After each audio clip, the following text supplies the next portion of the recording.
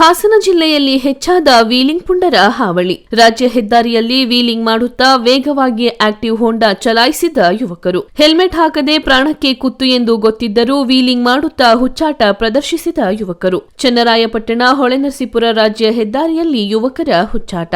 ಮನಸೋ ಇಚ್ಛೆ ವೀಲಿಂಗ್ ಮಾಡುತ್ತಾ ವಾಹನ ಸವಾರರಿಗೆ ಕಿರಿಕಿರಿ ಉಂಟು ಮಾಡುತ್ತಿರುವ ಯುವಕರು. ವೀಲಿಂಗ್ ಪುಂಡರಿಗೆ ಕಡಿವಾಣ ಹಾಕುವಂತೆ ಸಾರ್ವಜನಿಕರ ಒತ್ತಾಯ. ಪ್ರತಿನಿತ್ಯ ರಾಜ್ಯ ಹೆದ್ದಾರಿಯಲ್ಲಿ ವೀಲಿಂಗ್ ಮಾಡುತ್ತಾ ವಾಹನ ಸವಾರರಿಗೆ ತೊಂದರೆ ನೀಡುತ್ತಿರುವ ಪುಂಡರು.